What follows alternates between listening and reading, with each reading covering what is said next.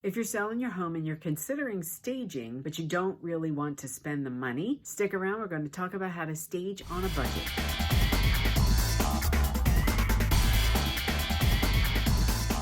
Welcome back to my channel. If you are new here, welcome. Thanks so much for jumping on board with us today. I am Julia with Berkshire Hathaway. I service Delaware and Pennsylvania, and this channel is designed with you in mind to give you tips and tricks, ideas and information about all things real estate, and we do talk about some general information as well. So make sure you join me each and every Monday at 9 a.m. by clicking that subscribe button and the bell button.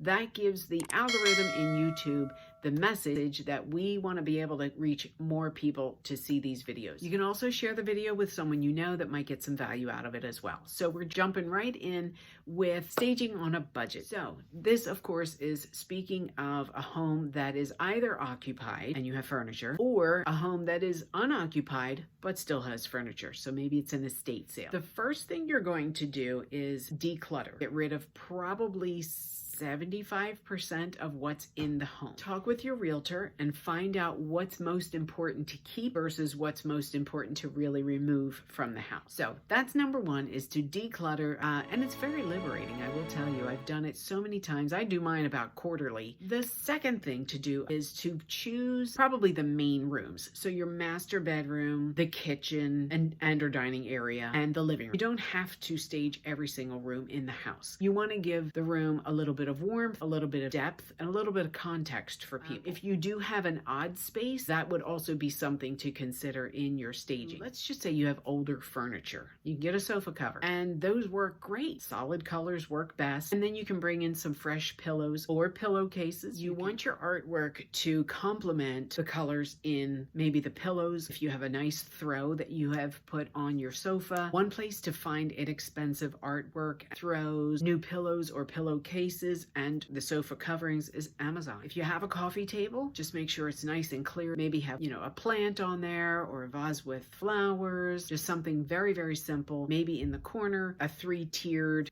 set, a sculpture, something like that. In the dining room, let's say you have an 8-person table, set up 4 place settings rather than 8. I don't ever recommend having the silverware on the table. Some fresh, clean linens always looks nice. There are ways to fold the napkins, maybe some fresh flowers in the middle of the table. In the kitchen, if you happen to have that space above your cabinets and you have things up there, I would definitely take them all down. It's distracting for the buyer. You don't want them to be looking at your stuff.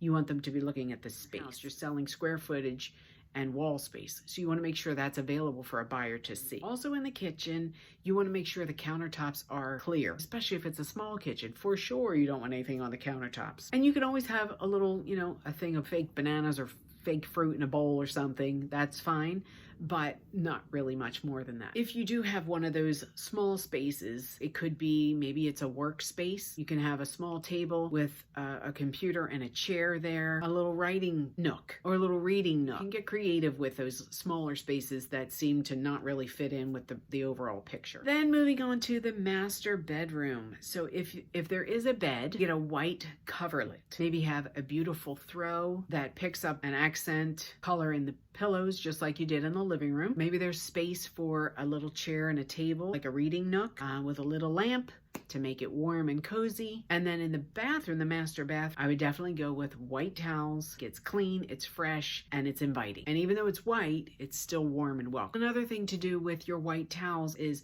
to wrap them with a ribbon. If you have a shower curtain, make sure the liner is brand new or take it off completely. And even the shower curtain, maybe something with a white on white pattern, is always pretty as well. On the back of the toilet seat, you can have fancy napkins for people to wash their hands, but all the other things you can probably take out. The trash can, make sure you don't have the plunger visible, please. I understand you might need it, but please put it in the closet. Even the toilet bowl brush, things like that, get those out of there. On top of all of that, all the staging, clean, clean, clean. You want to make sure your house is spotless. Even an older home will sell quicker if it's clean versus an older home that's very dirty. So hiring a professional cleaning company is well worth a couple $100 so that they can get all the nooks and crannies. It's fabulous. It's so worth it. Definitely talk with your realtor. Make sure that you feel good about it. I like to walk out of the room and then come back in and go, okay, if I'm a buyer, would I like this? And I think that's a good measure. If you feel good about it, then it's probably good. So thanks for watching, and I will see you on the next video.